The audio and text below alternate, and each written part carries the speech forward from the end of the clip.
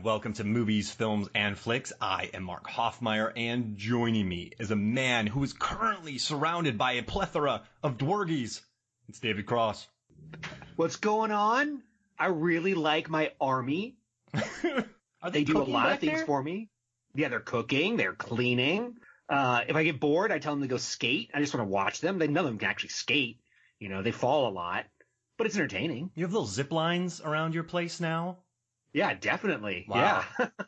Hey, dwargies. Hey, guys. Yeah, hello. They have some gnarly little teeth in this movie. Oh man. So I'm just gonna. We're talking about Van Helsing, but I'm gonna already give you one of my favorite moments of this film. It's towards the end when Van Helsing's at Dracula's lair that they went inside a painting to get to a map, and this dwargy comes up to him and he grabs the dwargy, and the dwargy's like, "Rah!" Then he throws the dwargy out a window. It's just a random dwargy death scene.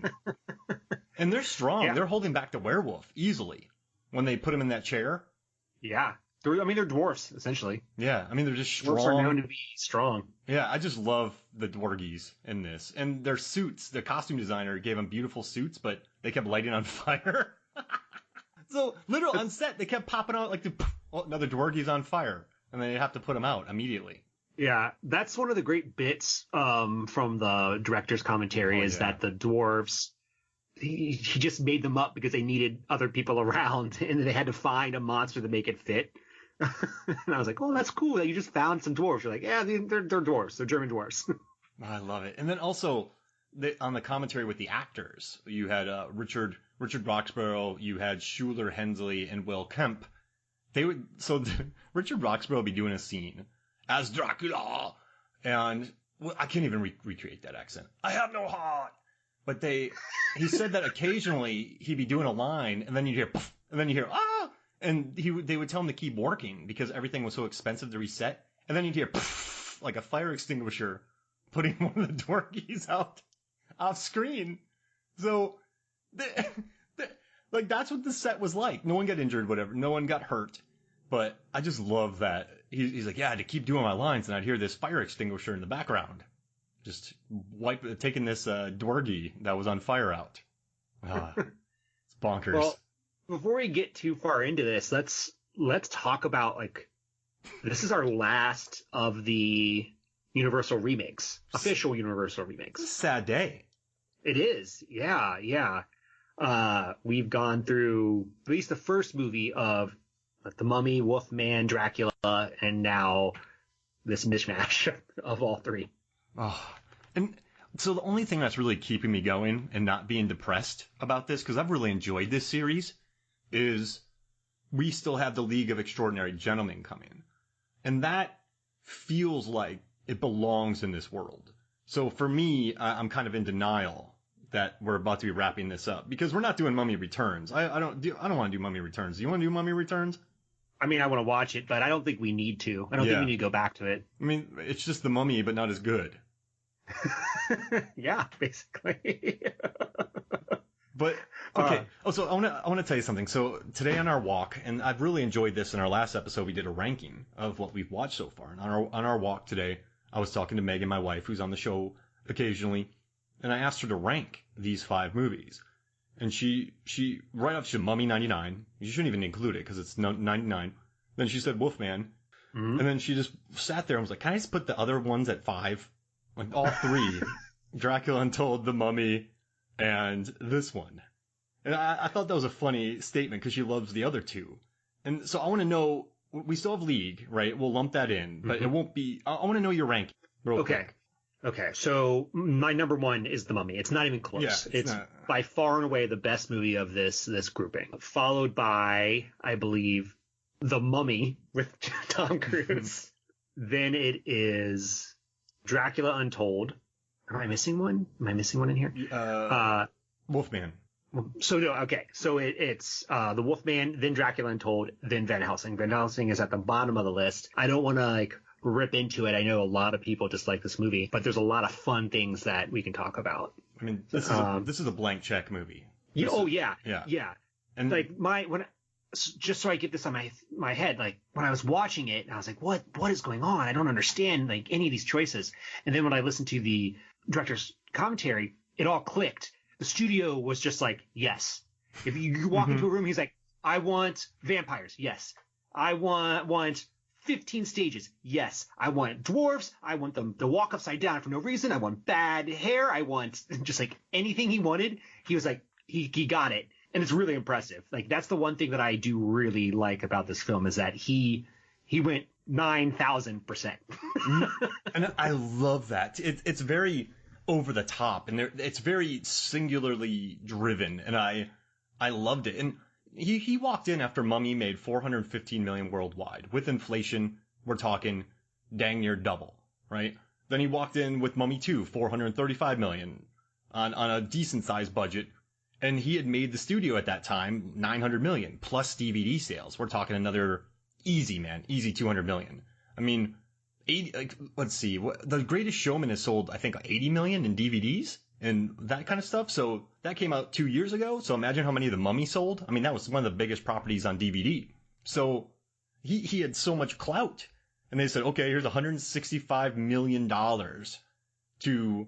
And also, they trust, like, we listen to the commentaries both for The Mummy and this, and he works with, Duke-Say, his editor. Mm-hmm. So Bob Duke-Say. So they're both producers, writers, and editors. And so they never do reshoots, and they end on time. And they get movies done for, well, this was like 165 million, but I guess they trusted him. Like, we can give him 165 million. He'll come back with a reasonably good film that is exhausting. And we don't have to worry about reshoots and stuff like that, right? So I guess at this time, he was kind of a safe bet to give $165 million to. Yes, I think he would have been, but I would say the only difference between this movie and the Mummy franchise is that this is so stuffed. It's exhausting. It's like how, I was on a walk because we're in quarantine, and I take a walk every day, and I was talking to my friend about this movie, and I was like, so Gabriel the angel is a human who then gets turned into a vampire. And he stopped walking. He goes, can you say that again? I don't think I heard you correctly. Mm-hmm. I was like, oh, no, you definitely did. And then the only thing, he becomes a werewolf, right? And the only thing that can kill a vampire is a werewolf? Yes, yes. But I wanted to ask you that question. Why is that? And why are werewolves and vampires pitted against each other in so many things? Like, I don't quite see them as equal. I think since the history of time, you see Alien vs. Predator. Then you have Batman v Superman. That's just what people do. I think they just, Godzilla vs. Kong, Jason vs. Freddy. You have a creature, people pit them against each other. Mega Shark vs. Giant Octopus. So I think it was just it's like, I could have werewolves in my movie, or I could have werewolves and vampire. Everyone's like, sold. So right? And it's sign that check. And it's interesting too how Underworld handled it, which we're going to be covering. It's it was like the upper class versus the lower class, and they somehow fit metaphors and allegories in there. So this one wasn't like that, but it's just, the son of, I just think people like things fighting. We've had Teenage Mutant Ninja Turtles versus Batman, and we've had Indiana Jones versus Benjamin Gates. Whoa. Yeah. I need a fan. Yeah. I'm just trying to think about it though. Like it always feels like a lopsided match. I mean, in the traditional sense, a vampire is significantly stronger than a werewolf. Mm-hmm. Like a werewolf is a werewolf one day, a couple of days a month. Mm-hmm. A vampire is a vampire every day. Yeah. every night, excuse me. Like, it just doesn't seem like much of a fight. Like, can the werewolf turn into a bunch of bats? No.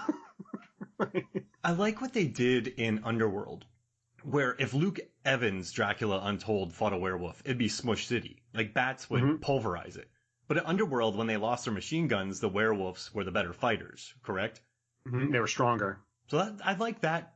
Like, if you have Dracula, Roxborough, he's going to crush anything that comes his way. That's not Van Helsing, like Gabriel-powered werewolf. Angel-powered werewolf. Yeah. Is it a curse? Is it not a curse? Who knows? Oh, man, this movie's bomb. All right, so I just got to say, actually, I'll do my rankings real quick, just real fast. I just want to say Mummy, and then, when you're on your computer and you press enter and you just let it scroll all the way down? I do that for a while. Then I would put, I've switched it up. I'm going to say Wolfman because it's beautiful. It's beautiful to look at. Then I'm going to say, Mummy 2017, then Dracula Untold, and then Van Helsing. But I own all of them, and I've listened to all the commentaries, and we've covered them all. So it's not like saying I dislike it. But I just want to say one thing why Van Helsing is last. So I wrote down the running times. I know I hijacked the conversation, my bad. But I came up with the running times of this movie. So Wolfman was almost an hour 19 minutes. Dracula Untold's 92 minutes. The Mummy with Tom Cruise is 111 minutes. Van Helsing's 132 and The Mummy's 125. So while watching the Wolfman's 2 hours, The Mummy 2 hours, they breeze by. But the experience of watching Van Helsing, you almost have to do it in 2 chunks because I did. Me too. There is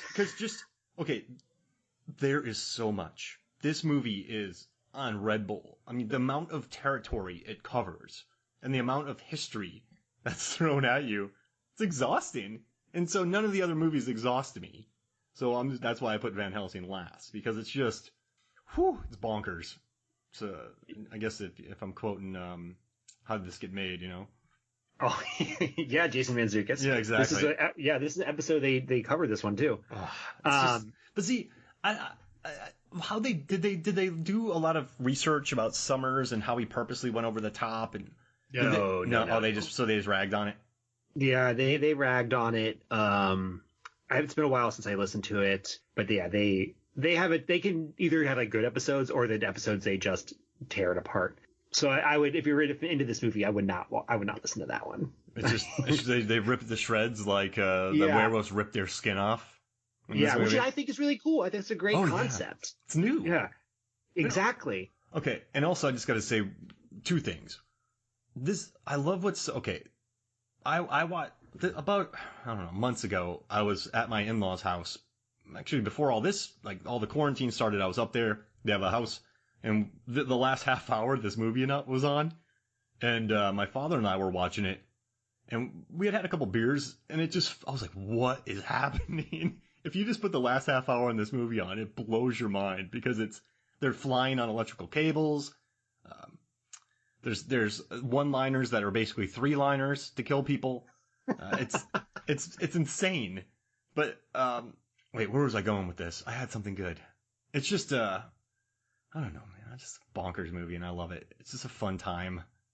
I had a point, but there's so much to talk about. I have 18 pages of notes here, so it's I don't know. I completely forgot my point, but I am going to say the guy who played Frankenstein, Schuler Hensley, he was in Young Frankenstein, the musical.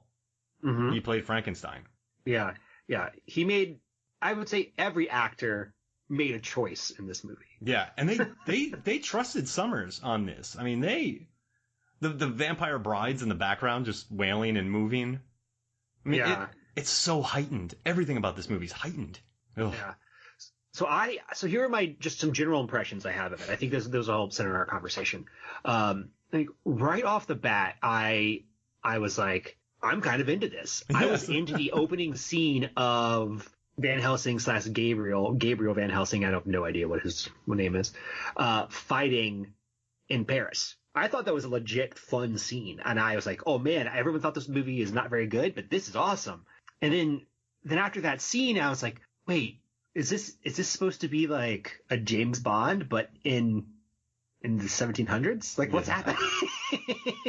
Mm-hmm. And then I had another thought. I was like, oh, everything is really over the top. It looks good. It looks good enough. I really enjoyed Hugh Jackman in this. He's such a charming actor, and I really enjoyed his costume and his presence. For me, like, if he wasn't in this movie, I don't know if I would have been able to make it through, honestly. He can sell it. He really can. And Sommers said he wanted to create the silhouette, and they were successful with that. When you see him in silhouette, you're like, oh, that's Anthony Hopkins. I mean, that's Hugh Jackman, according to Bram Stoker. But I actually got my point back from earlier. What I love about Sommers in this movie is, even during this bonkers action scene that I was talking about, I still knew where everyone was at all times. I knew where Carl was. I knew where Kate Beckinsale was. She was fighting Alira. I knew where Van Helsing and Dracula were. The fight scenes make sense. So when he's battling Mr. Hyde, I love the scene. I mean, it's in a bell tower. He gets a bell tower on top of him. He cuts down. Then they start swinging. Then I don't know how much cable can fit into that grappling gun, by the way. I mean, he can shoot a quarter mile with that thing, and it's not bigger than a handgun. So where is this? Gas powered. Yeah, where is this cable coming from? Is it like Special Monk? It has to be. But he shoots him in the gut. He swings through him. The action makes sense. I think it's always bombastic and it's always huge, but at least you can follow it. I never lost my place in any of these action scenes. Did you?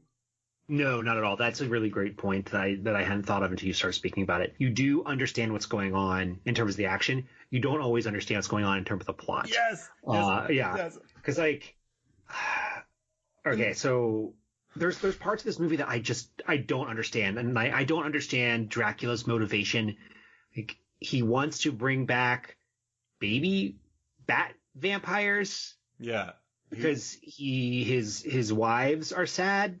But he doesn't seem to care about his wives or the kids. It's very strange, and it's also strange. Popcorn. Yeah, and he could make more vampires. So are these normal vampires, or are they like the Blade movie where they heal faster and they're stronger? Like I just do not understand the plot, and I didn't understand how Frankenstein fits in. He's a conduit, but if he's a conduit, I didn't get it. And so what I ended up doing was just like, I'm just here for the fight scenes and I'm going to let it roll over me. And I highly recommend doing that. It's much better film when you do it. Guess who was the fight coordinator on this movie? That's a tough one. If you're asking me to guess, like it's going to be the director of John Wick. Yep, it is. Yeah, I knew you would ask me that question. Chad Stahelski, man, like he was the fight, and David Leitch did stunts on this movie as well, and R.A. Rondell, who did Black Panther, Aquaman, Haywire, Waterworld, Top Gun, Die Hard, Roadhouse, a bunch of stunts in that. So you have R.A. Rondell doing the stunt coordinating, Chad Stahelski doing the fight coordinating.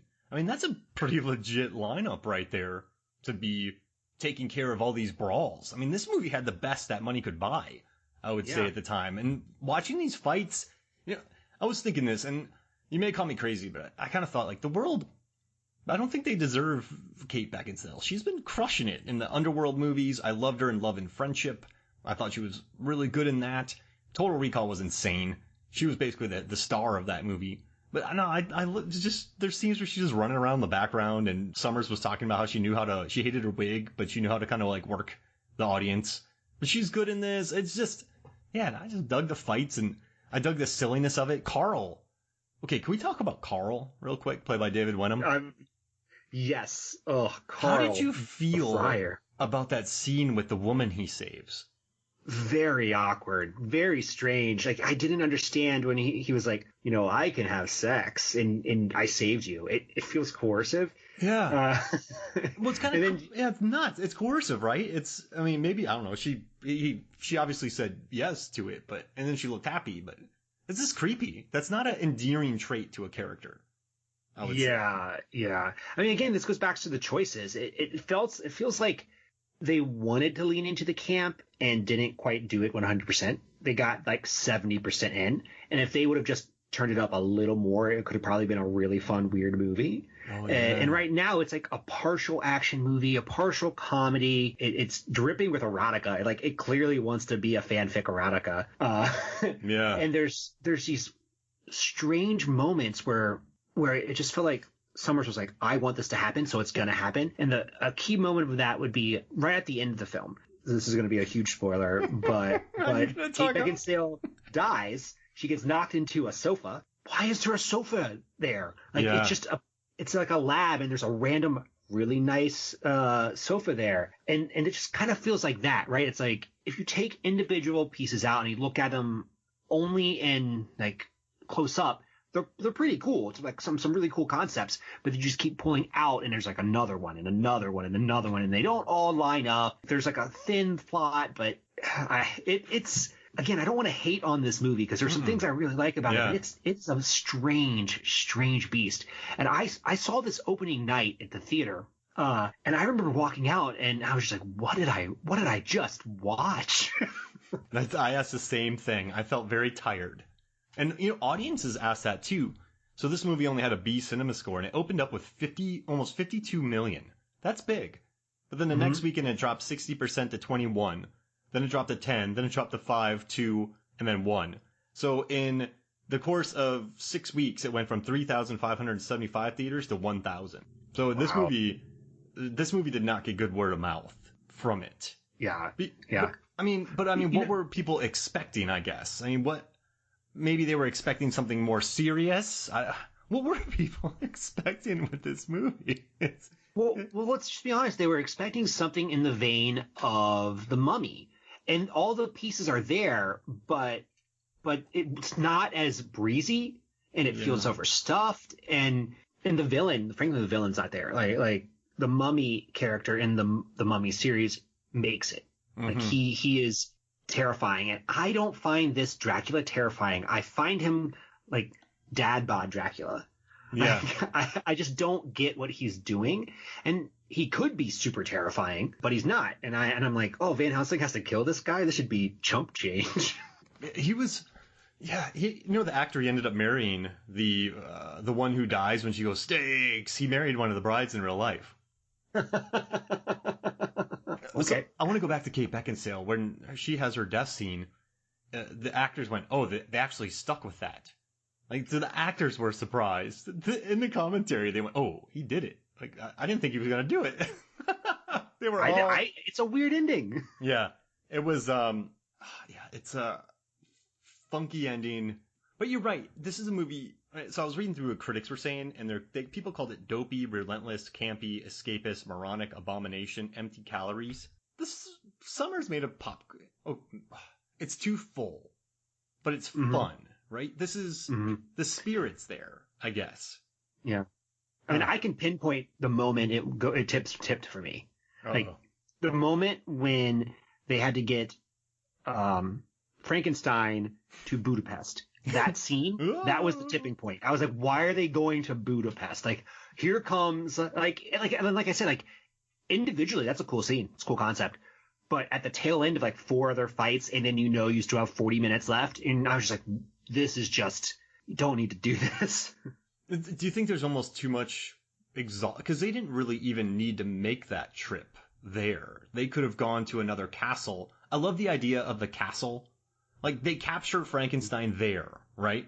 And then they take him to a vampire party, and then he goes in and attacks. They probably could have lost all that, right? Yeah. But I'm telling you, the worst thing you can do if you hate this movie is listen to the commentary, because Stephen Sommers was just so infectious about everything. He just wanted to, I don't know, make people have fun, I guess. So it really swayed my thoughts about this movie, I would say. I had 2 thoughts when I was watching this. Like, the first thought I had was, he's very good at explaining all the things that happened and why things happened. And it gives you this giddiness while watching. It's like, oh, I wanted to make this cool scene happen, and here's how I did it. And it wasn't going to work originally, but I fixed it. And they're good stories. And then the second emotion I had was sort of sadness, because they recorded that soundtrack a couple of days before this movie released. And you could hear in his voice how excited he is. He's like, this is going to be big. It's going to be we're going to have a couple movies in this series. And I just imagined him, a week later, just like, man, this movie bombed. Yeah. Well, it cleared 100 million its opening weekend. So I guess he could make the excuse of it was a hit, but it just was misunderstood, right? He could lean back on the cult classic vibe, would you say? Yeah. I mean, I would. So here's the thing, like, I'm trying not to rag on it, and it's a weird movie. I would watch this film again, but my caveat would be that I would want to watch it with a bunch of people who want to, razz a movie, because there's just like some really weird things that you can point out. It's like, why did this cow get thrown through this window? Why does this woman's hair keep changing? Dracula has 9 fingers. When did this happen? But then throwing all that in, there's some really neat moments too. I love when Igor, of course, played by everyone's favorite Kevin J. O'Connor, so Benny from The Mummy, I love, and he's in Deep Rising too. But I love when he's shocking the werewolf. He's like, "Why do you do that, Benny?" Or Igor, and Igor's like, "'Cause that's what I do."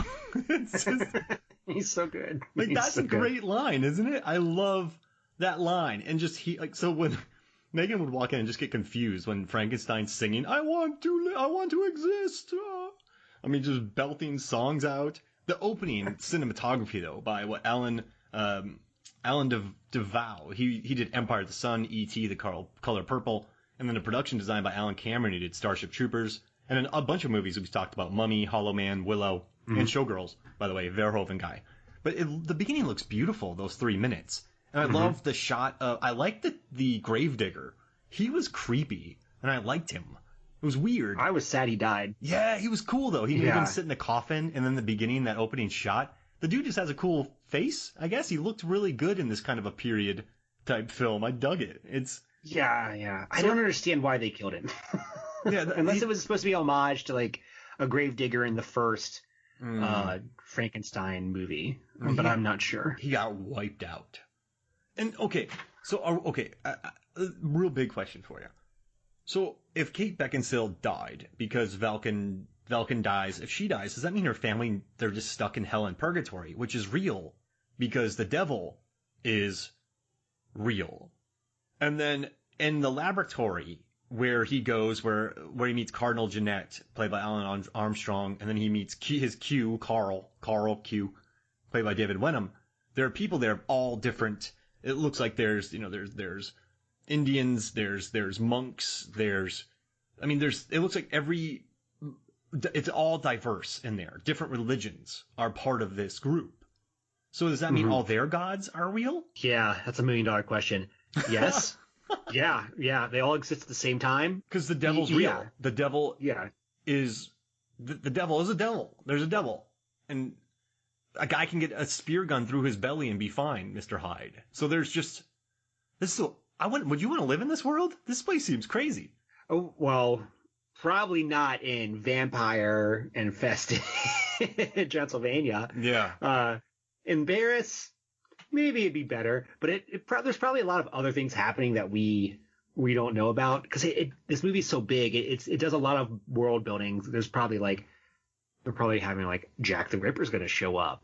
And gargoyles are real. Who knows? They probably would be, right? There's warlocks. Yeah, 100%. Yeah, definitely warlocks. Mark, so every one time we've been on a podcast, or for the last couple of times, we've listed our favorite parts of this film.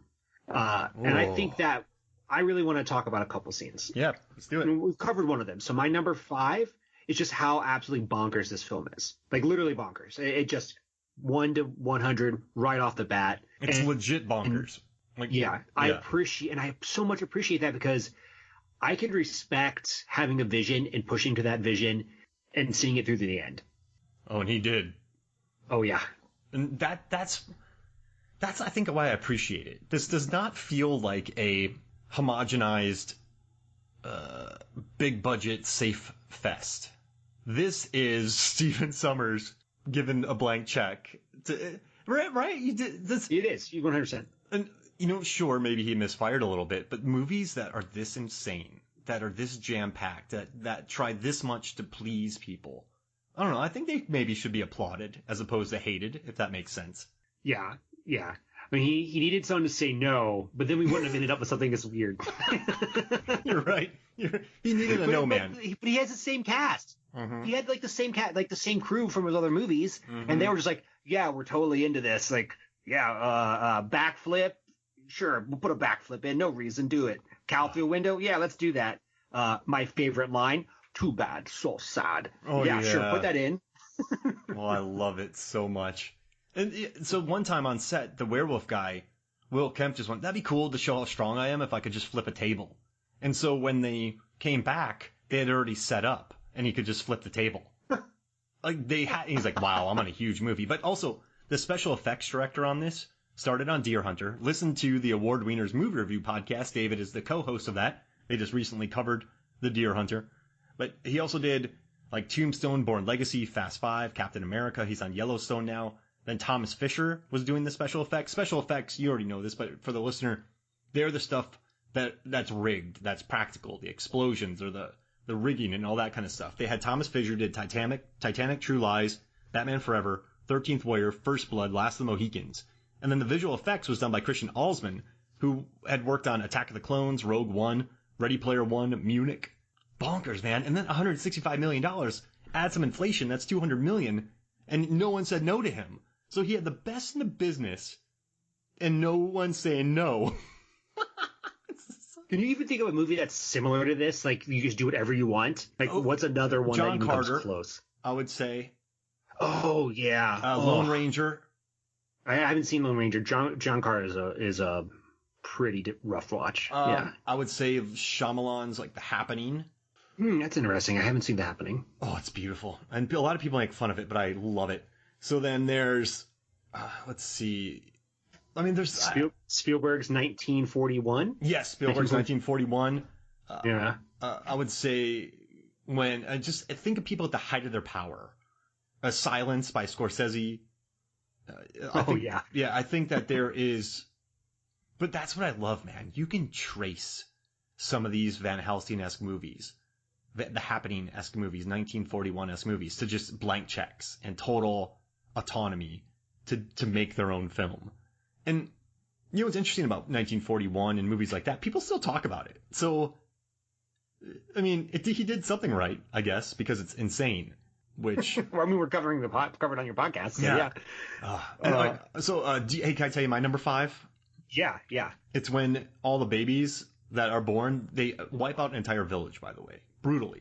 It's basically I think Jurassic World ripped off that scene from. It really did. But also they ripped off Blade too. Van Helsing did, so we can't give it too much credit. But they all when they die, when they turn off the electricity, or when the werewolf can't be the conduit, they just pop like popcorn. Just like yeah, they just pop and they all blow up. It's so weird. Yeah, it's insane. After this brutal attack, they just pop like popcorn. So that's my number 5. Yeah. I mean, the question I have is, would they grow up to be big vampire bats? Like, I don't understand how the physiology of it works. That's a great question. I mean, they can all turn into bats, it appears. So maybe when they get older, they can learn to become looking like a human? Yeah. And one of the things that really bothered me about them trying to make all their children come alive is scarcity of resource. So they were like, the villagers were like, they only take 1 or 2 of us a month. And I like started to figure out that math, and I was like, oh, so it's like a little over a fourth of a liter per week for a vampire. But if you have 100 vampires, you're going to clear out that village pretty quickly. And then what are you going to do? World domination. Yeah, but he didn't seem to want world domination. No. It just sounded like he was like, my wives are sad, and I wanted to get them off my back. So I tried to make my babies. Yep. I am not. Well, he also is mad at God. He wants to prove he is God, right? So he just says, "I'll give him babies, and then I'll be God." Like that's his. Okay. Yeah. I do. Oh, no, I'll save it. I'll save it for my number 4. But do you want your number 4? Yeah, I'll do my 4. And I hopefully this is on your list too. O'Connor as Igor. Oh, brilliant! Because he's good. He's so what good. I do. Yeah, he's just everything he's in. I immediately laugh because I love his character so much. And this movie, the scene that got me was he was running and zapping Carl in the butt. Yes, it's beautiful. This is so dumb, and I just started laughing out loud. On their bridge fight. Yeah, and then he falls and he just continues holding on to it, which is another really good choice because he's always with that thing. Oh, awesome. I love that guy, man. So on the commentary they said that the actor said that he runs every day, like at least like 10 miles, and so he would always be running on set. And they're like, he's super skinny, man, but he's ripped. So, I guess he's super skinny, but he's like a marathon runner, so maybe that's why. But yeah, I learned something about Kevin J. O'Connor in there that made me happy. All right, so, oh man, there's so many scenes, and I just had my number 4. Oh yeah, okay, it's on the bridge where Carl. Okay, so here's the deal. Anna Valerius is fighting a vampire, but then Frankenstein goes and starts fighting a vampire and wings her against the wall. I mean, thunk, right against the wall. The poor vampire, Alira, gets smashed against the wall. But then we realize that in some viscous material, which they bring up a lot, there is a antidote for Van Helsing's werewolf because he got bit by her brother. So she is swinging on a rope that's, I don't know, 3 miles high, and she's swinging across it a good quarter mile. And while she's swinging, Carl sees her, and actually he has the antidote in a big needle, a large needle. We're talking about a foot long, very heavy. And she goes, "Carl, throw it to me." And Carl wings it a good 50 yards through rain and night, and then perfectly, while she's moving, perfectly in her hands. So Carl is the Brett Favre of, oh, that's old. Carl is the Patrick Mahomes of Friars. I mean, that guy wings that vial. Did he underhand it? I don't think he might have underhanded it. Then he's the Hoosiers of that. But that's I love this movie. So that scene has a couple really weird parts to it. So the first part is that Carl's trying to get across the bridge, and the bridge is partially broken out. And instead of, crossing this really narrow path, he tosses it to Illyria or Anna. But why wouldn't he just go across the path in the first place? Because they both basically ended up in the same place, right? Yeah, that's a great question. I mean, she's swinging, so technically she's moving a lot faster than him. And where she lands is maybe easier to get into, so she's going to have a good 100 yards head start, because she still has another quarter mile to swing from that rope that's 3 miles in the air. Does that make sense? Yeah, it does. Okay, that makes sense. I'll let that one go. Hey, thanks. The second one is when she hits the castle and just takes a massive L. It's one of the most brutal animated falls I have ever seen in any film. It just keeps going, and I was like, she should be dead. Like she falls like 30 feet, bounces off two things, and doesn't die, but she dies when she gets hit by Van Helsing at the end and lands on a couch.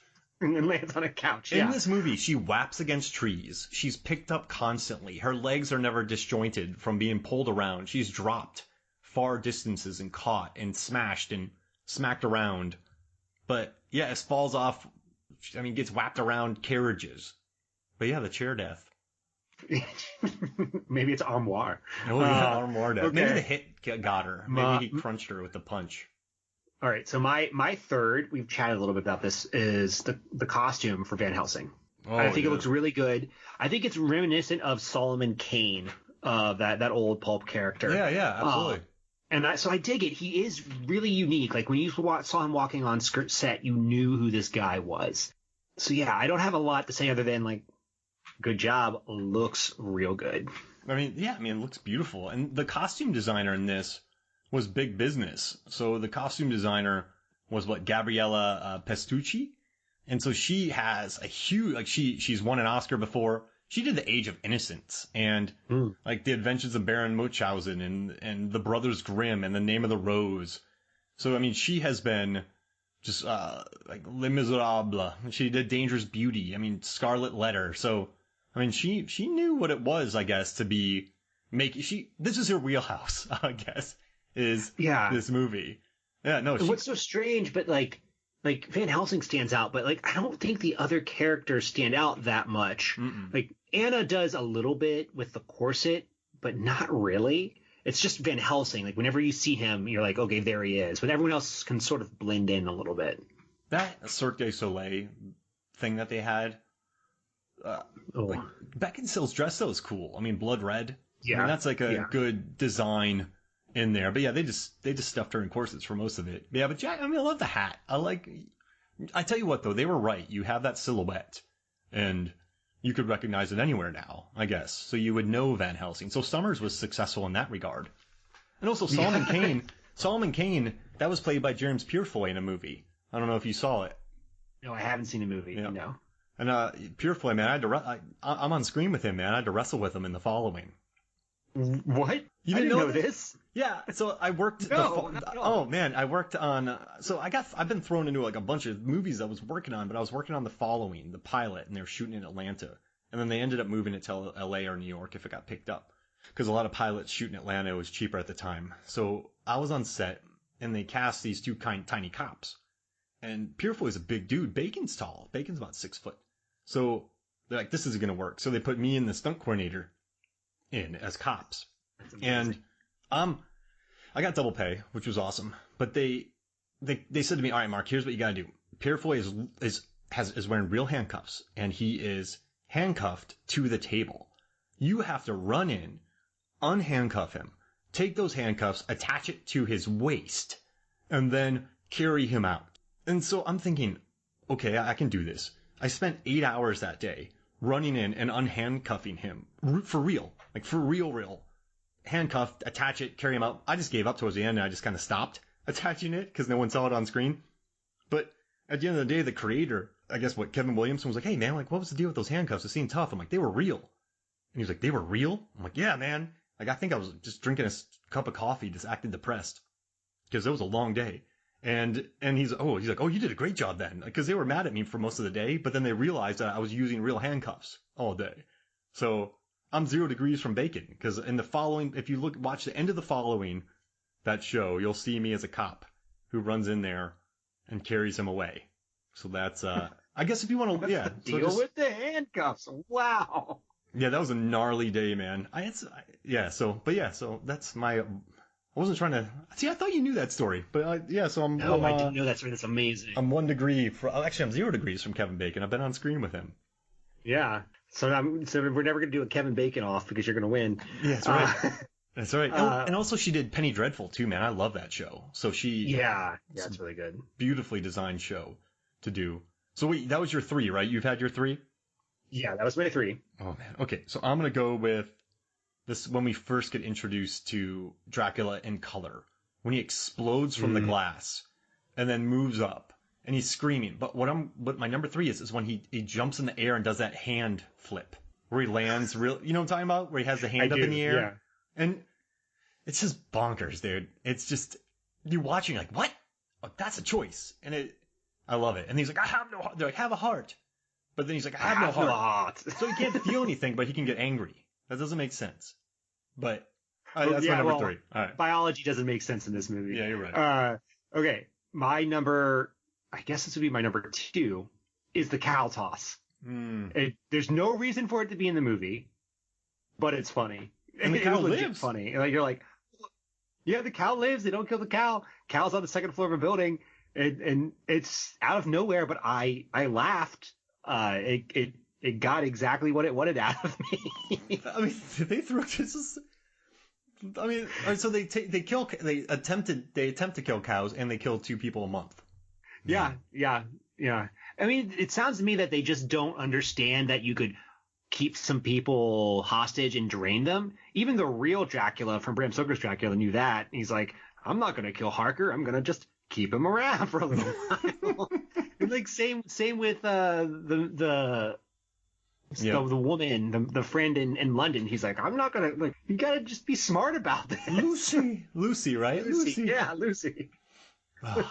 Yeah, I mean, it's a beautiful cow scene. And then the cow just lives. Like, that's $5,000 right there. That's $20,000 right there. Because they just wanted to throw a cow through a building. I love it. Blank check. Oh, I love it. All right, so, yeah, blank check. Let's see. My number 2 is, and this is just another bonkers moment, but they're at the vampire ball. Cirque du Soleil kind of moment. And I do love how Van Helsing rescues Kate Beckinsale, because he jumps on, he goes to jump across. What is he? He swings across something. What do you call those people? Trapeze. And he's just like, whoa! He gets in over his head, and he gets worried. But after he rescues her, all the vampires go to chase him. But I love when Anna Valerius just grabs this mace and starts swinging it like she's gonna fight them all. And this is a weird touch. But I just love that Anna was like, she's a fighter in this movie. She didn't want to run. She wanted to bonk all those people on the heads with a mace. Yeah. And then die. What was really interesting, and they had to pull her away. What was really interesting about that scene is then the director's commentary, they were like, Van Helsing has a terrible plan. And I was like, if you're the director and you're saying his plan is terrible, maybe you should have rewritten the plan. Yes, I love it. You're right. And I was like, I've never heard that said before in a director's commentary. They're like, oh yeah, this doesn't make any sense. And I'm like, okay, why did you include it then? That's what I love about Duke Say on these things. He's been with Sommers for so long, he can just talk shit to him. And I love that too. They have such an antagonistic. He can really mess with Sommers, and then Sommers just keeps plugging along. Oh, I loved it. You screwed this one up, Sommers. Yep. He's just swinging that. She's swinging that mace though, and it makes me so happy. So that's my. Yeah. It's an interesting. It's a weird scene. It feels like it's supposed to be a big reveal, but it's not. Because they show it in the mirror, right? Yeah, and I couldn't. It felt too full, if that makes sense. Like that's the whole thing. Like I never felt scared in a monster movie. It didn't feel terrifying. It just felt like stuff is in the air. And I literally mean that. I mean, like, characters are flipping, or characters are flying, characters are jumping. It just never set up a sense of dread or really terror. There are many characters in the air in this movie. Yeah, and it's been. I told my partner, I was like, this movie's 70% in the air. She just laughed at me. That's a real quote. So my number one scene, and I really enjoyed this. This was a surprise. The bell scene at the very beginning, when Van Helsing cuts a circle in the ground and he hides in the bell. Yeah, it's smart. Super clever. I had not seen that before because I thought, I was like, I know where this scene is going. Great. I'm fine with it. I'm not going to be like upset. It's like, it's a standard trope. But then to have him hide in the bell, and I was like, yes, something's awesome about this. It's because it shows inventiveness, right? They thought this through. They built it out, they filmed it, and it's funny. It's a good gag. He has saws. There's a bell. He gets a bell over him. And actually, by the way, that guy's cigar is about the size of Van Helsing's head. So where's he getting this tobacco? Just real quick. But I don't know where he's getting that. But I don't know. It's inventive, and it gets me every time. I love it. It's a smart action beat, and I dig it. Yeah. So what's your number one? Oh, just the black and white, man. The beginning, you have the grave digger walking up. Because that's hard to light. That's a tough job to make that look so beautiful. And I almost wanted it all. I mean, it would have been too tough to shoot it all. I mean, that Guillermo del Toro wanted to shoot Shape of Water in black and white, but it's too expensive, so he shot it in color. So that to make this movie in black and white would have been a beast. But I think it looks beautiful, man. It's maybe too long, but it looks great. It hits all the beats, sets everything up. I love when Dracula gets whapped into the fire. It's just a neat. I dig it. I think it looks great. It's inventive. It's filmed with love. There's a lot of urgency. It plays well, and maybe that's the problem with it. Is it gets you on such a high in the beginning, and then it maybe kind of drops from there. But that's my favorite. I think it's inventive. It's fun. It's neat. So that's my number one. Yeah. There's like really just one too many action scenes, and I can't believe I'm saying that. Just one too many. If it was just 20 minutes shorter, I would probably be like really more into it. We sound insane for saying this, but I 100% agree with you. And I never thought I'd say something like that, because before we go on break, can we just, okay, so you have the opening action scene with Frankenstein, right? The thing falls. Yep. Then you have Hugh Jackman battling Mr. Hyde. Then you have his first introduction into meeting Anna Valerius in a very long action scene with those vampires. I mean, we're talking very long. There's one before that. It's the werewolf vampire scene, wherein the brother and sister try to capture the werewolf. Oh yeah. Mm-hmm. So then there's that, and then there is, let's see, when they get to Dracula's castle, right? And you have the exploding vampire bats in that area. Then you have the long escape scene where they go across the mountain, right? Like they're trying to escape. And then the werewolf falls into the water. Then they meet Frankenstein. Then you have a little fight with Frankenstein. Then you have the carriage chase. Then you have the opera, or like the Cirque du Soleil with the Blade 2 bomb. Mm-hmm. All right. And then you have, let's see. Then you have the final action scene, I guess, which is about a half hour. Yeah. Yeah. No, it sounds insane, dude, but it's exhausting. Yeah, just cut one scene out of it. Much better, much better. Which one should get cut? I mean, I think we've talked about this previously. I didn't think I don't think you needed the chase scene. I didn't think I enjoy it separately, but I think you could have removed it. Also, maybe you could cut the circus scene. Like, it's weird. It just doesn't fit the narrative very well. And maybe if you adjusted it, but I don't think you need that one either. And maybe it makes you ask bad questions. So in some movies you watch, you never ask questions because you just roll with it. And I was doing an episode the other day where someone asked me a question about the movie. I'm like, I have never asked that question about the movie. I never even thought it. But in this one, I just thought, how many vampires are there? There's thousands. Yeah. There's maybe 1,000 in there? So a couple hundred. I bet you're like, Budapest can't support this many. That's 100 people disappearing a month. And it's impromptu, correct? I mean, they put this together quickly for her. And they didn't have plans for this. This isn't like I think what we do in plans. the shadows. Okay. Yeah, I think this was related to Halloween in some sort. Oh, okay.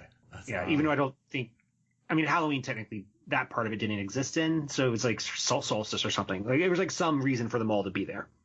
Wow, man, that's all right. So how about this? Let's take a quick break and we come back. We haven't even gotten so much to this movie. I love it. All right, we'll talk more Van Helsing when we come back. We'll be right back.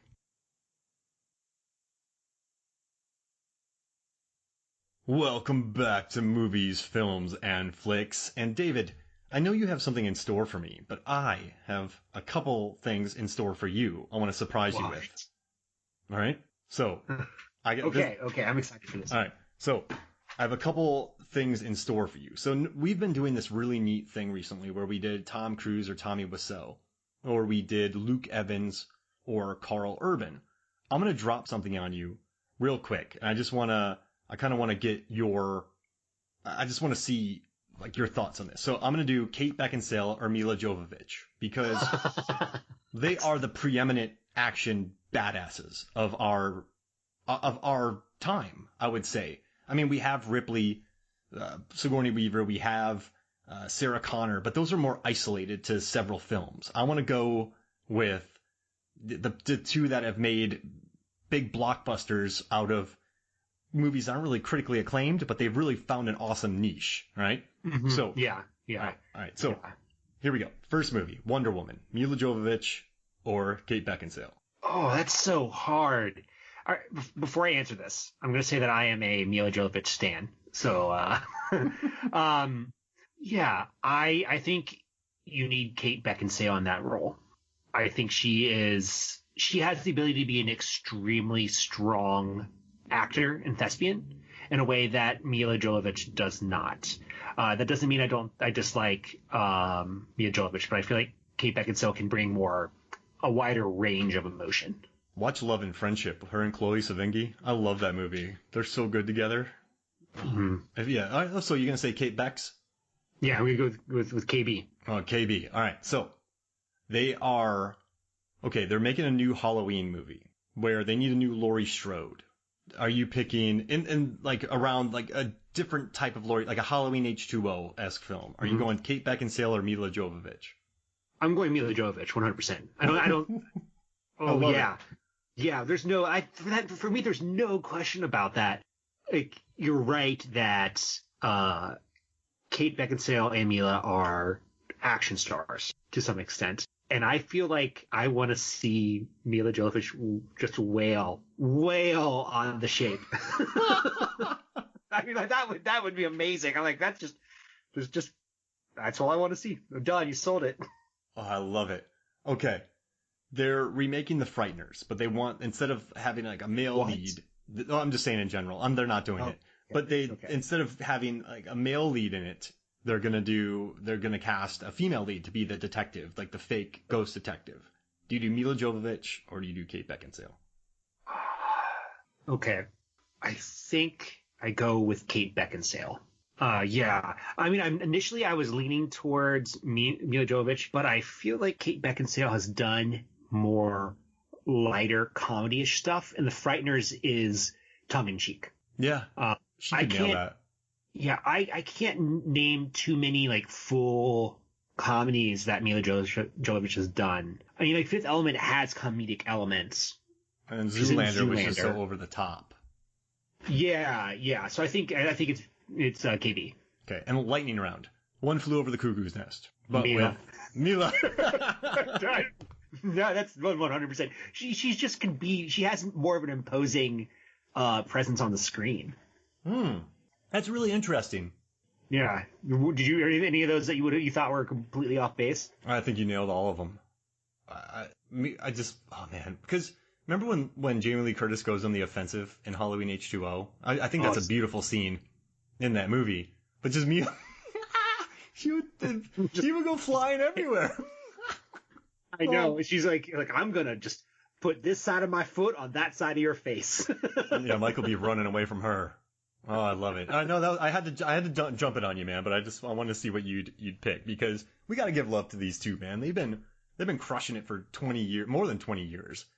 I mean, if you think about Fifth Element and then The Last Days of Disco, and she was in Laurel Canyon, Kate Beckinsale. Like they've been in some good movies, man. And so I love Three Musketeers with Mila. So yeah, I just had to drop that on you. She's in Mila's in the new Monster Hunter movie that's coming out, which I am stoked for. Oh my god!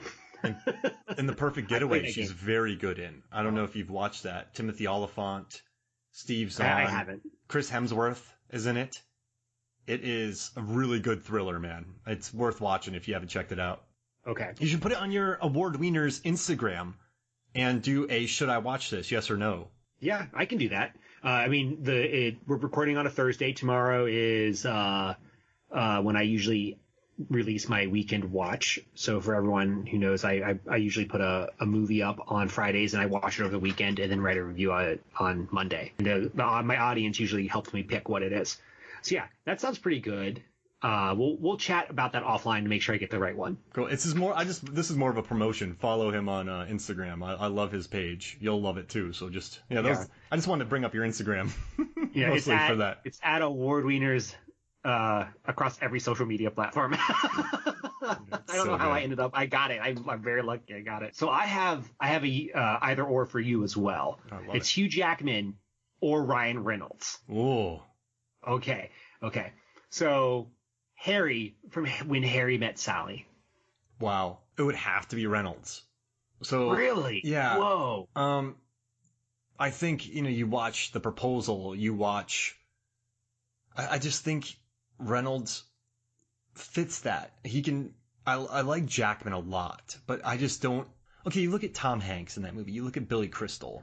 I just can't see Jackman in it. He just seems, not that he couldn't do it.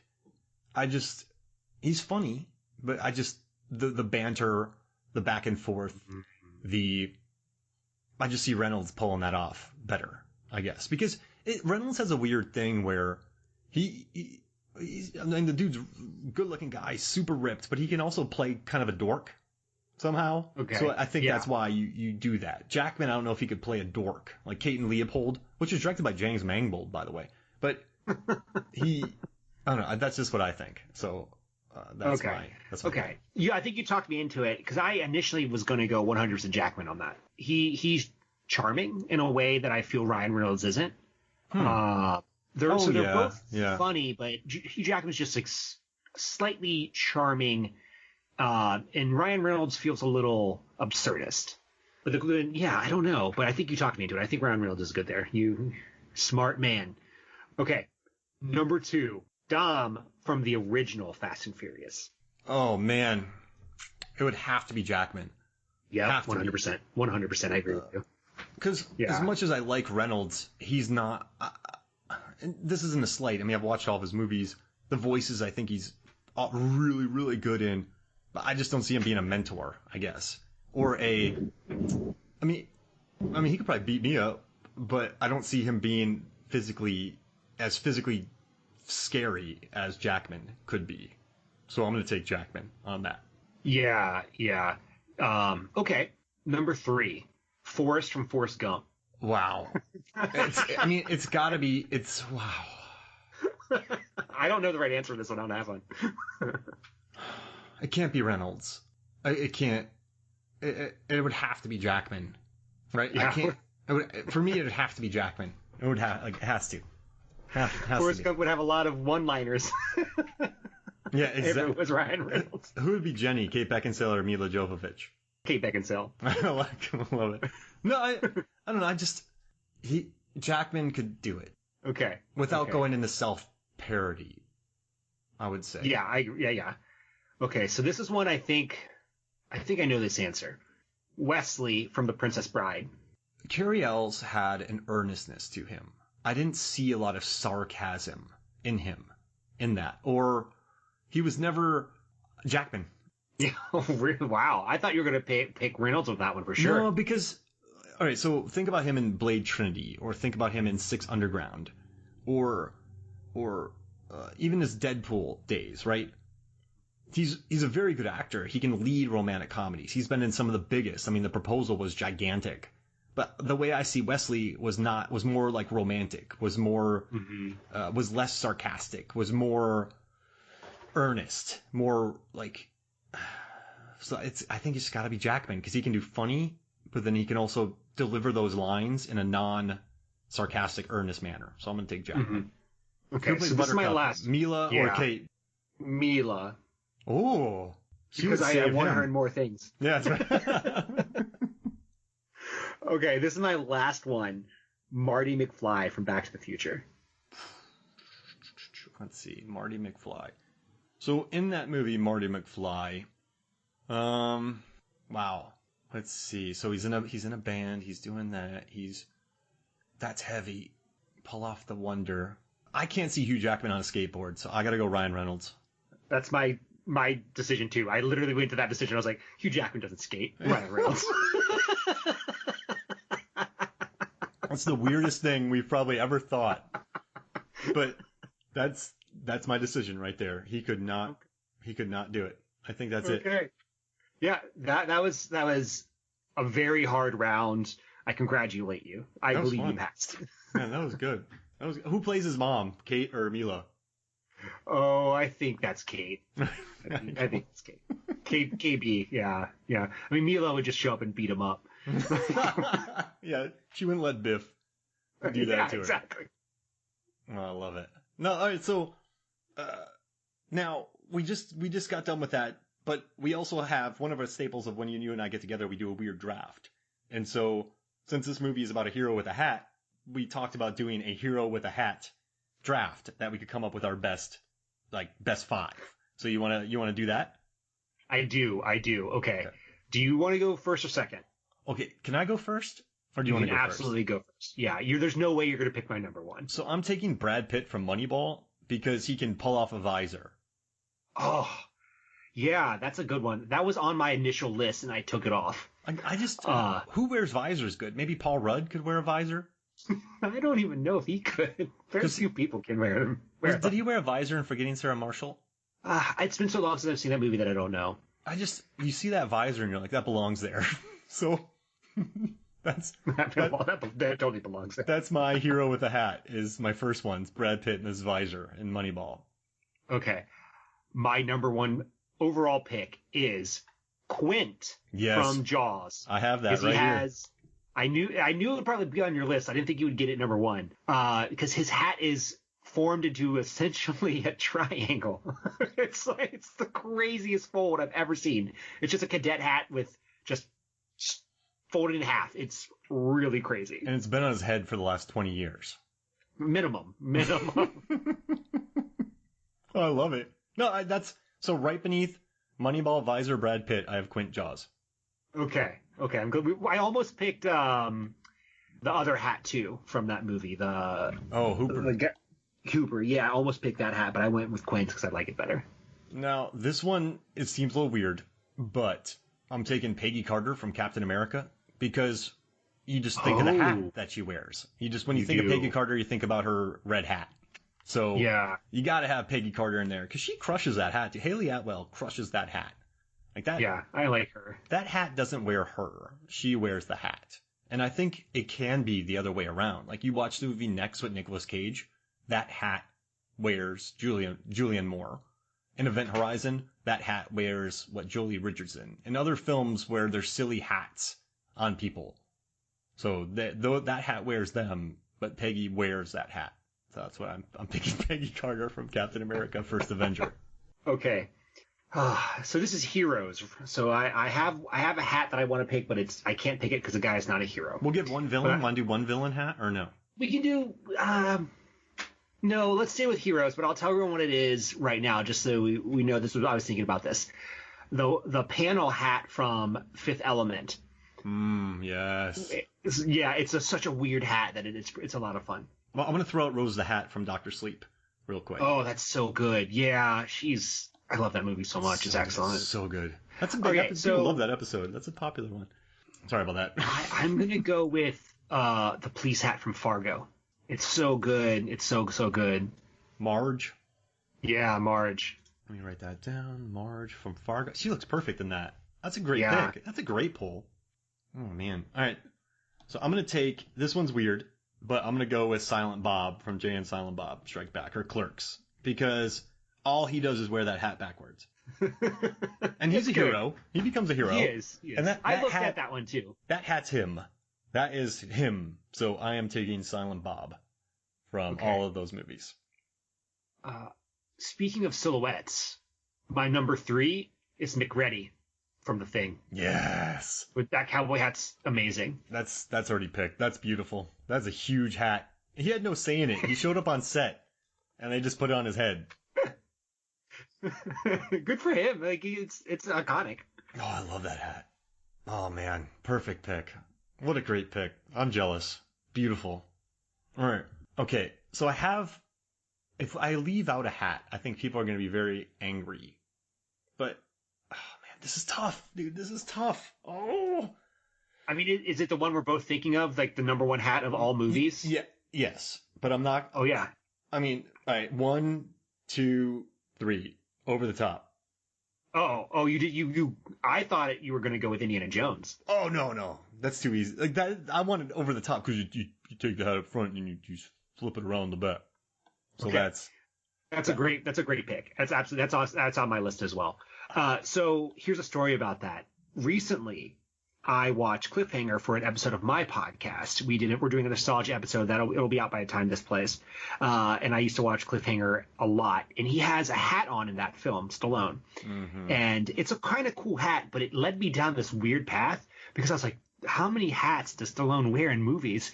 And frankly, it's not too many. You know, it's Rambo, it's Cliffhanger, it's Over the Top. But if you look into his images online, just the actor, he wears so many hats. He's a total hat guy. Watch Expendables. It's just hats on him the entire time, man. So many hats. It's crazy. Okay, that's a weird sidebar. No, you know, it's funny. We were watching Expendables 2 and 3 the other day, and we just were looking at the hats. You have Jason Statham's Newsy hat. And then you have all the other hats. There's always hats in that movie. Like, Kurt Russell, oh man, what's his name? The guy who does push-ups and pushes the earth down. Chuck Norris wears a hat. Everyone's wearing hats. All right, never mind. Yeah, sorry. No, it's good. So can we do 6? Yes, I'm having a hard time. Yeah, there's so many good ones. I want to do Robin Hood's hat because it's so ridiculous and like no one of us would think to pick that, but I think it's good. Oh, that's perfect, man. I mean, that's iconic. Because pick Robin Hood. Oh, let's do the 1922. Is that no? That's not 1922. I think that's. Let's see. Well, there was a 1922, right? There's a black and white one. And then Errol Flynn. It was Errol Flynn. I was thinking the Errol Flynn one. This is so hard. So I have 4.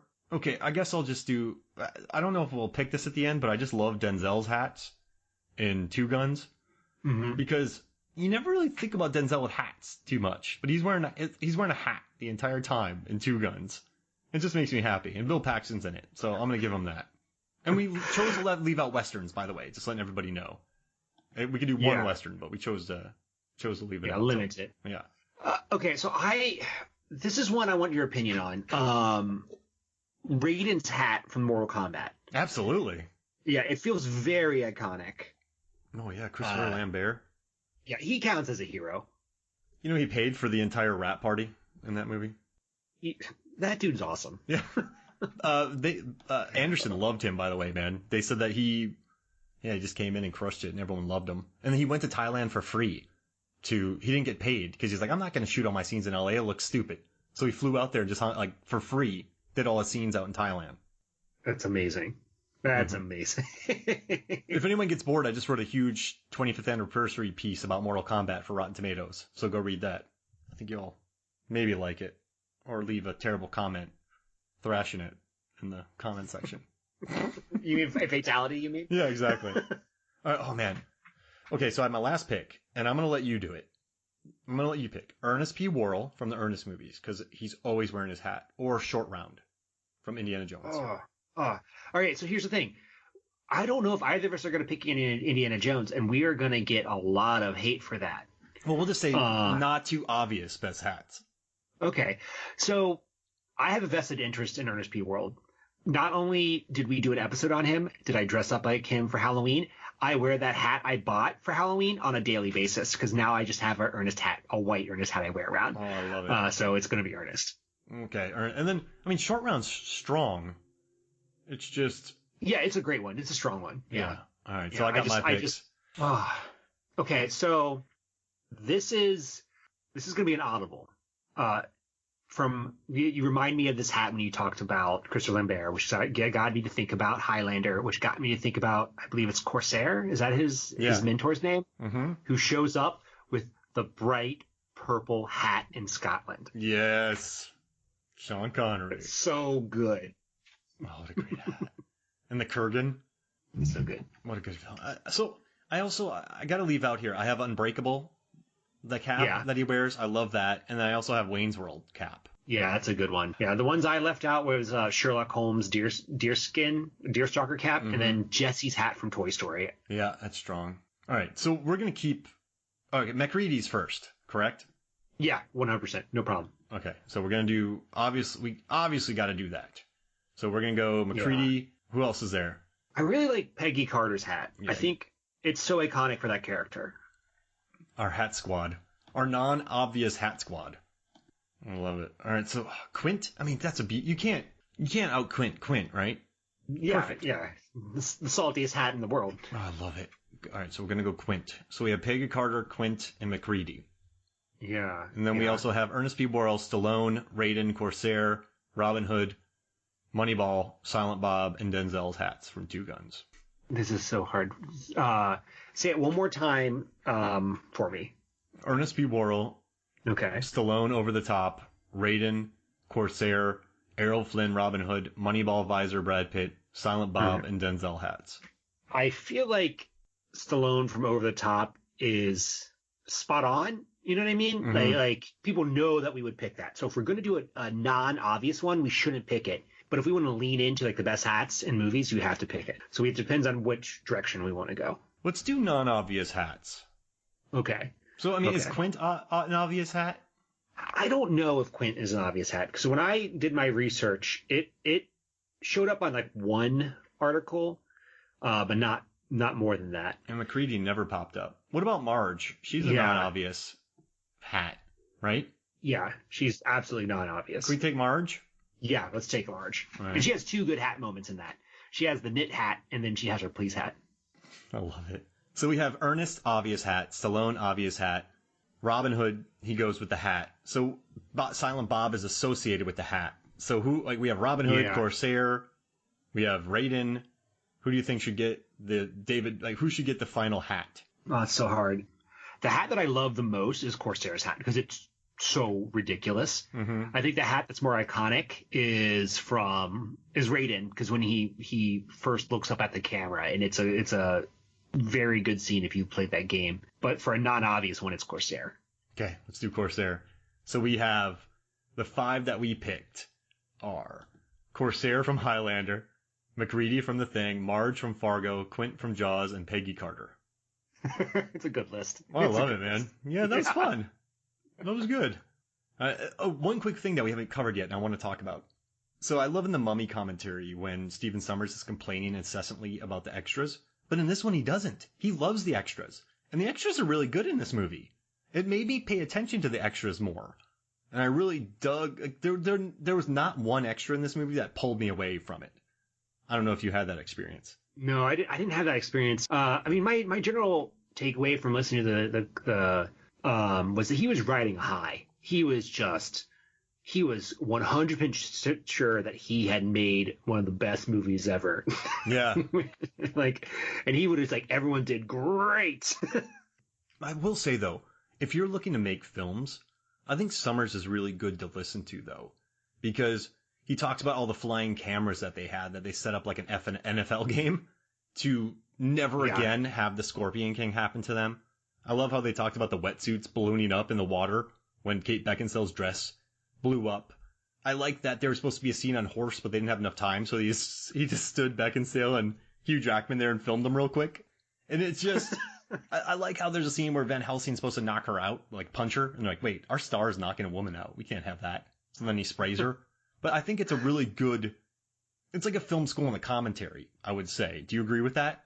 I do. He's a quick problem solver of stuff that's going on, like in a technical sense. And it sounds like he takes advice from everyone. And I know that sounds maybe a little strange to say, because this movie, it feels like everyone said yes to everything.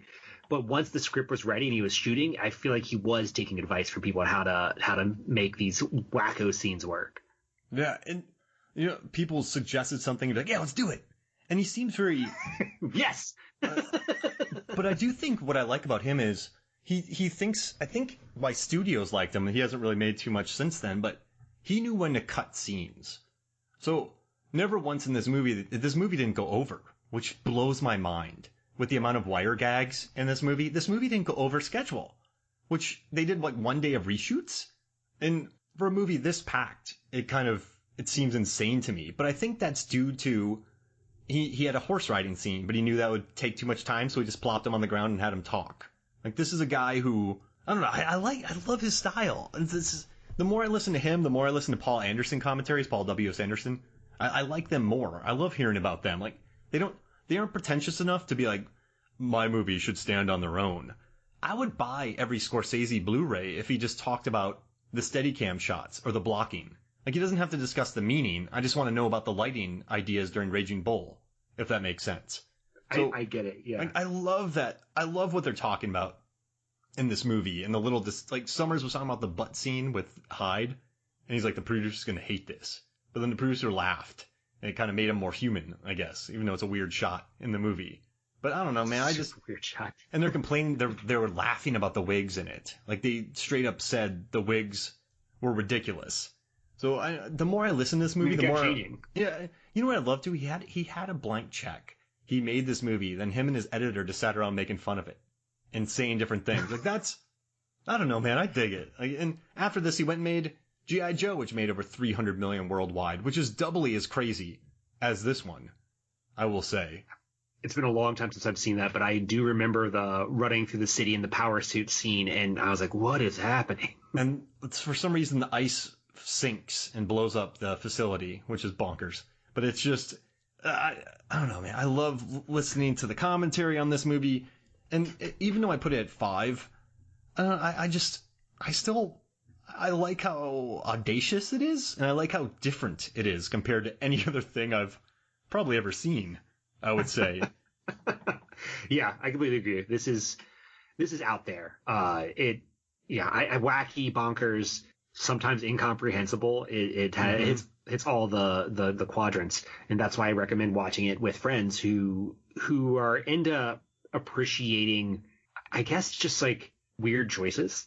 You know, yeah. like if you sitting around with people who maybe aren't too mean with the movie, like sometimes sitting around with people who just want to make fun of a movie isn't right, but it's like if they're in on the joke and they understand that you're here to have a good time and point out funny things, I think it could be good. There are movies that are bad and they fall flat, or their message is just insane. Like I don't know, never mind. I'm not gonna bash on it because I hate doing that. But it's this movie. You could watch it and make fun of it, but you watch this, and I guess you could make fun of Stephen Sommers' decisions, but this movie didn't turn out like this by accident. Sommers, by this time, was a seasoned director. He had made some big hits before this. He had helmed massive films. So every decision that he went with the actors and the Academy Award-winning people he had on this, it's kind of hard to make fun of, like, oh, that's stupid. Why would they do that? Well, he purposely did this. Like, I don't know if I could watch this with people that were just blanketly making fun of it. But like you said, if we were just watching it and they're popping like popcorn, or the opera singing of Frankenstein's monster and the swinging of ropes from 3 miles high, like, it's so insane, but I love it. It's, you know what? I might put it ahead of, well, you know, is Dracula Untold fading a little bit from your memory? Yes, it is. 3 weeks from now, what's your ranking, do you think? I still think Dracula Untold is going to be higher. Oh, wow. Yeah. I could get through Dracula Untold pretty easily by myself. Like, while I said it'd be good to watch this with people, it's sometimes hard to get 5 people into a room to watch a 2-hour movie. Yeah. You could do Dracula. I think friends would have. Yeah, I think people would have more easy. Yeah, and that movie's so short. That thing flies by. So yeah, I guess. But it's not. It is. There's not as many memorable scenes though. Like in Dracula, there's like one memorable scene. In this one, there's a lot of just crazy things that I'm like, I can't believe I saw that. That's a arrow machine gun. What is happening? Where do they fit in there? And I loved when we first get our second introduction to Kate Beckinsale, where she just stands with her legs incredibly wide. Megan's like, why is she standing like that? I'm like, to get the camera through it, of course. But you start with that shot, and then I liked how Sommers said all the decisions she made were just her standing around, like she knows how to work it. But then I liked her story too. They didn't even ask her to be in it because they didn't think she would want to. And then her agent got mad at him for not offering her the role, which makes me laugh. But yeah, I'll do it. It's just, okay, at the end of the day, this movie's insane. This is a bonkers movie, but it's coherent. Well, is it? Well, the action's cohesive. The action's coherent. Yeah. Okay, there it is. You summed it up perfectly. The action's fun. There's too much of it, but it's much more coherent than the story. Yeah. All right, give me the story in 50 words, David. I literally, all right, so let me try this. All right, I'll count. Van Helsing battles Dracula to save a family's souls from purgatory. Whoa, that's good. That's 11. Perfect. There it is. But it also doesn't say anything about the film. No. Because really, it's like Dracula teams up with another vampire hunter to save the. I can't. Yeah, I think you nailed it, though. You summed it up. Wow, you crushed it. So, listen, we could talk about this movie all night, but do you have any other final thoughts about this movie? No, I don't. I think it segues in really nicely to our next film. Yeah. League of Extraordinary Gentlemen. They seem to be touching. They're like kissing cousins a little bit. Oh, for sure. And that's why I don't feel so bad about this chapter ending, because we have one more left. Because, like you said, it's the same spirit, I guess, of these films. And it features all the same characters. Yeah, except I guess you have Alan Quartermain in it and Dorian Gray, who are... Mm-hmm. I mean, Alan Quartermain, like, do people even know who that is now? No. I don't know. Maybe they don't. I gotta say, though, I think Van Helsing is more fun to talk. I've really enjoyed this episode. I've really enjoyed talking about this movie. So maybe it's better talking about than watching? And that sounds like an insult. I'm not trying to dig, but I really loved our conversation, just reminiscing about all this. It wasn't nearly as exhausting as watching. Yeah, it's a lot. It's just... There's so much happening, and so many weird sex scenes. They're not sex scenes, but like pseudo sex scenes. Oh yeah, like when Van Helsing and Anna are like rolling around on the dirt, and you're like, is this a shortcut to show they're attractive to each other? Like, didn't she just threaten to kill him? Not like 3 seconds ago. What is happening? Oh yeah, and then the brides in the background just writhing everywhere. I mean, it had to be fun to be a bride on this set. Just, they talked about it too. The actors on the commentary, they said that they loved all the wire work and just being shot around all over the place, and they loved it. Because, well, how often do you get to go this big? You don't. Like, you never get to go this big in this. I mean, like, the closest to it now would be Fast and Furious or a Marvel movie. Yeah. And and they don't make that many choices. Like now it feels like it'd be a lot more CGI. Like this movie has a shit ton of CGI, but it doesn't feel the same. No. But this is fun, man. I'm glad we did this. When I watch this movie, I'm like, we're gonna have a lot to talk about. There's a lot here. And I think that was the biggest problem for me, maybe with Mummy and Dracula Untold. I love those episodes, but there's just so much more meat on Van Helsing's bones here. Oh man, so much blood in his veins. So much blood. I have no heart. All right, so well, thank you for joining me, man. Thank you. This is great. All right, cool. And also, guys, make sure to head over to the Award Wieners Movie Review podcast. Check that out. They just released a Deer Hunter episode. There'll probably be another one out by the time this is released. But the one thing I always say is you'll learn something from it. It's a lot of fun. They come up with good hot dog recipes. But yeah, you learn about the year that it was made, the other nominees. So they talk about the Best Picture winner, and they come up with a hot dog recipe. But you learn about the other nominees, who was in it, the times, the movie. You'll walk away knowing a lot more about that year. And so if you listen to all of them, you'll be like, oh crap, I know about the best movies of each year and the times and the actors and stuff. So I mean, it's like a film school you can listen to and make food. It's a gourmet educational movie delight. So that's Does that sound about good? That sound about right? Yeah, that sounds great. It's a celebration of American pop culture and cinematic history. And we're doing The Apartment next. Oh. So strap in. Can't wait for that. I love that. That production design. All right, cool. Let's get out of here. All right, so for me, Mark Hoffmeyer, and for David Cross, who is still, I mean, those things are still working in the background, man. Jeez Louise, they are working hard. Yeah. They built half a house at this point. Hey, can they edit this episode for me? 100%. I'll get them on that. Oh, perfect. I mean, they're not great. Okay, let's be honest. They're gonna cut most of my bits. They're gonna cut all your bits, leave all of mine in. And, it'll be great. All right, so thanks for joining me. But, for Movies, Films, and Flicks, we'll see you next week.